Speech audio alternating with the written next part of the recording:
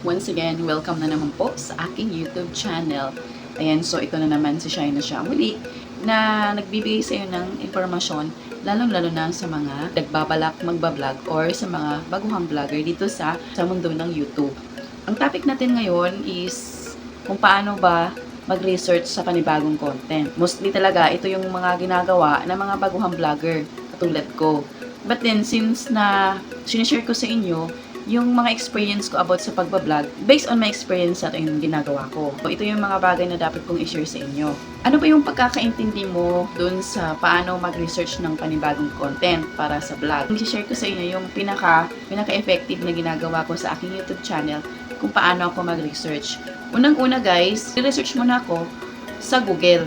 I-research ko muna yung mga topic na gusto kong gawin sa paggagawa ng aking content. Kasi syempre, katulad ng sinasabi ko, tayo po ay baguhan, kailangan nating gumawa ng content na which is informative, learning, and entertaining. Pinipili natin itong informative dahil gusto natin makatulong sa mga maliit na nagbablog or sa mga small YouTuber na katulad ko. Mag-research muna ako sa Google. I-research ko kung ano yung mga topic na pwede kong i-share sa inyo na dapat kong himay-himayin. Pangalawang ginagawa ko guys, is that kung makakita na ako ng topic na gusto kong i-share sa inyo or gawa ng content, i-verify ko po muna ito. Para naman po kahit paano makatotohanan or legit yung ating mga topic na ginagawa sa paggawa ng ating mga content. Kasi, syempre, papunta dito yung mga subscribers at mga viewers sa YouTube mo.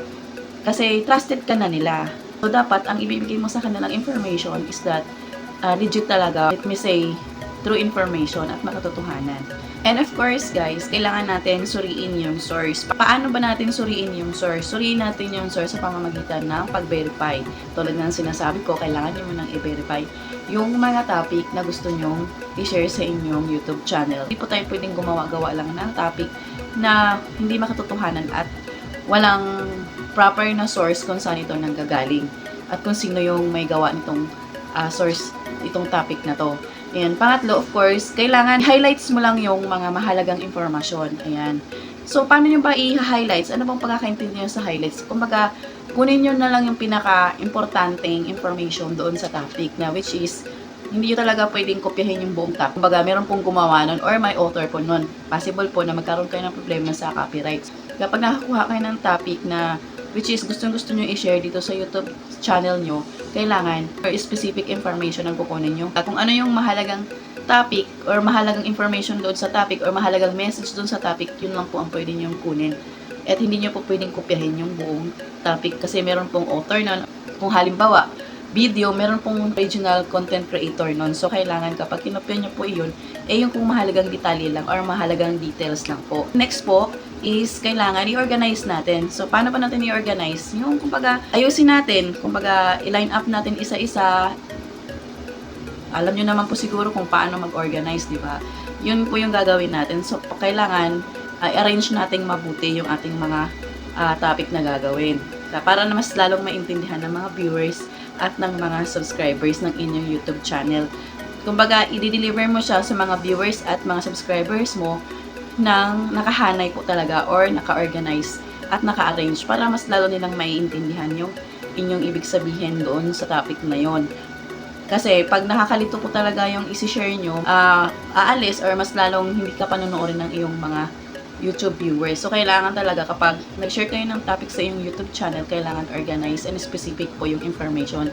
And of course, legit yung details na nilalagay nyo. Para kahit papano, hindi naman masayang yung pagpunta ng yung mga viewers sa iyong YouTube channel. And so, sa research engine naman po, pwede kayong pumunta sa iba't ibang platforms. Depende po yun sa inyo. Pwede kayong pumunta sa Google, sa Google Chrome. Doon po kayo pwede maghanap.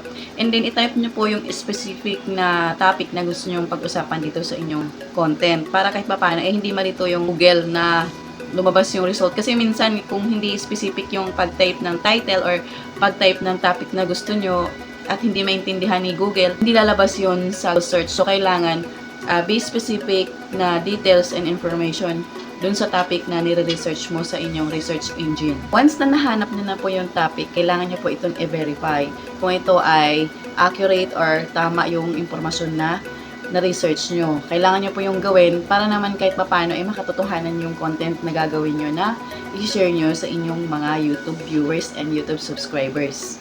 Magiging responsible po tayo sa verify and pag-share ng mga information kung tama po ba ito or mali at kung dapat po ba itong i-share sa ating mga viewers at sa ating mga subscribers. Bakit niyo po ito kailangan gawin? Kasi ngayon po, talamak na po sa social media yung mga narrative, kung baga ko yung tinatawag na mga false information.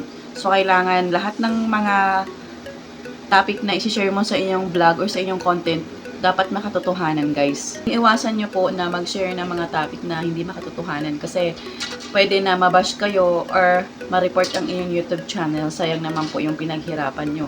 So, I suggest na mag-share kayo ng topic na makatotohanan at base doon sa source na nakikita nyo or nahanap nyo sa research engine. Iwasan po natin na magbigay ng false information dito sa YouTube, guys, para kahit papano maingat ni YouTube ang ating YouTube channel. Huwag tayong kumaya sa ibang nagbablog na gumawa ng content na hindi makatotohanan.